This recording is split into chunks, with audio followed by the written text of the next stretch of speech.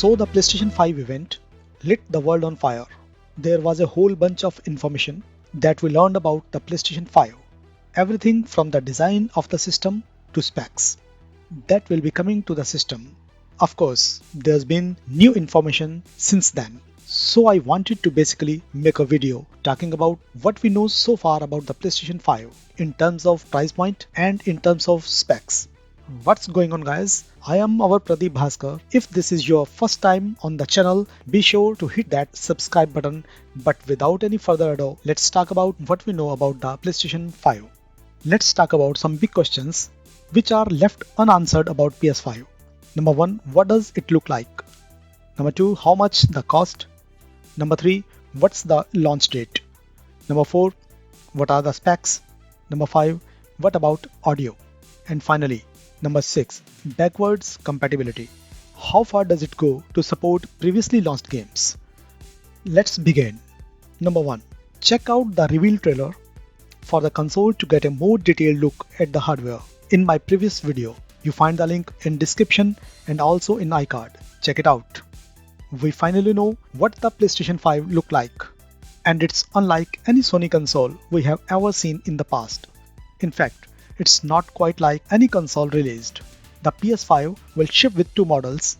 There's a standard version of the console that comes with a Ultra HD Blu-ray disc drive as well as a discless digital edition for players who prefer to download games digitally as opposed to buying physical discs. The PS5 gameplay experience will be the same, so the choice is all yours, said Sony in a blog post. Both consoles will have USB and USB-C ports in the front and come with quite few interesting peripherals, which were also unveiled during the presentation. There's an HD camera, a charging station for two controllers, a headset, and a media remote with a built-in microphone. You can check out the whole family of PS5 consoles and peripherals in the picture. Number 2, price-wise. Sony has not said a single thing about the PS5 price, but this one is expected to cost $500 because of the sheer amount of high-end components at Sony's packing into the PS5, which seem a report that they are actually struggling with the price. Sony itself has promised that the console will be the best possible value proposition while acknowledging that value does not correlate directly to price. As such, we can expect the PS5 to be somewhat expensive. As before, $500 seems like a safer number. If it's less than that, gamers may be pleasantly surprised. And if it's more than that, at least Sony has tempered our expectations first. Number 3, launch date. Sony has officially confirmed our prediction. Sony confirmed the PS5 release date to be in holiday 2020, and that's good news for gamers who wanting to upgrade from the PS4.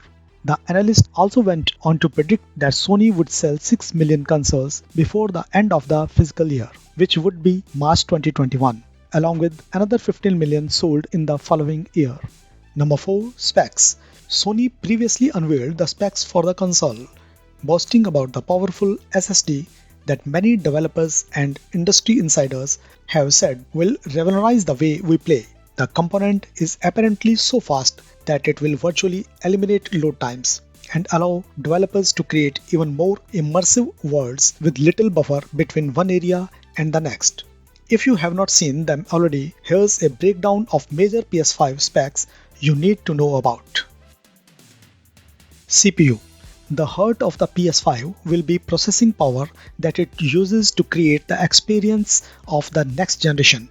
The PS5 is going to use AMD's Zen 2 CPU technology that encompasses 8 cores and 16 threads here. Sony's custom versions of the CPU is capped at 3.5 GHz, so this is the higher end of the CPU's availability. AMD's Smart Shift technology is also at play here, allowing unused power to be transferred from the CPU to the GPU, which increases graphic performance. GPU. The PS5 will include totally new hardware, 10.28 teraflops, 36 CUs at 2.23 GHz with variable frequency, a custom RDNA 2 architecture.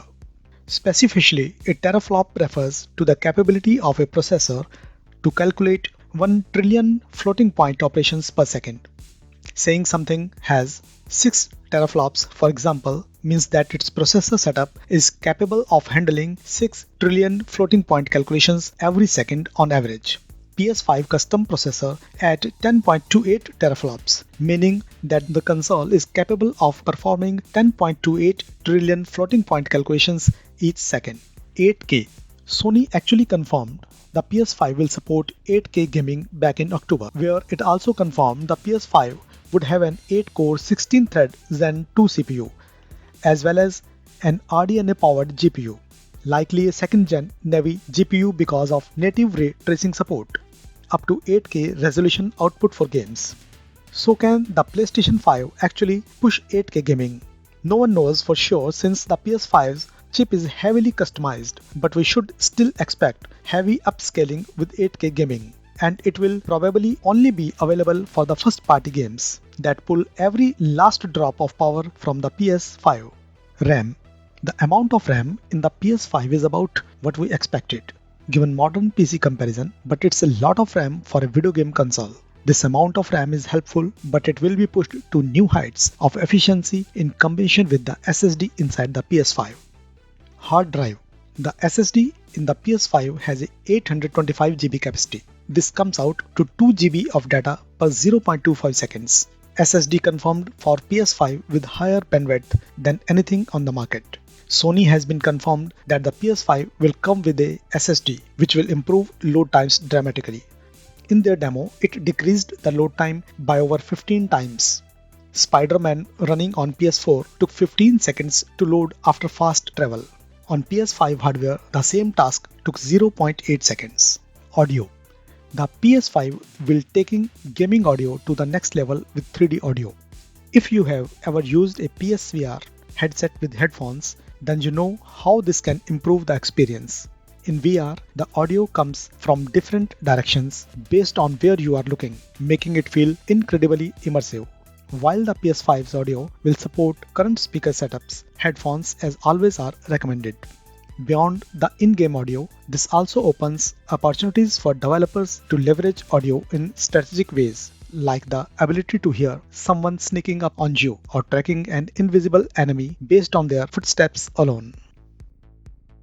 And finally, every time a new console is announced, the first question on everyone's mind is, will it be backward compatible? PS5 will support backwards compatibility with seemingly all PS4 games due to it being based in part on the PS4's architecture. The performance boost of the PS5 is so significant. Sony has said that the majority of the top 100 most played games are working, so expect support for the biggest PS4 titles at launch.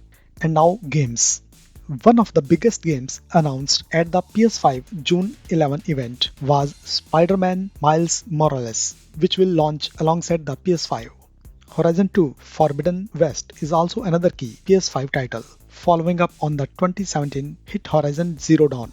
We recently got a deep dive on PS5 gameplay, thanks to an Unreal Engine 5 demo entitled Lumen in the Land of Nanite. I hope you guys all stay safe. I am Pradeep Bhaskar and see you guys.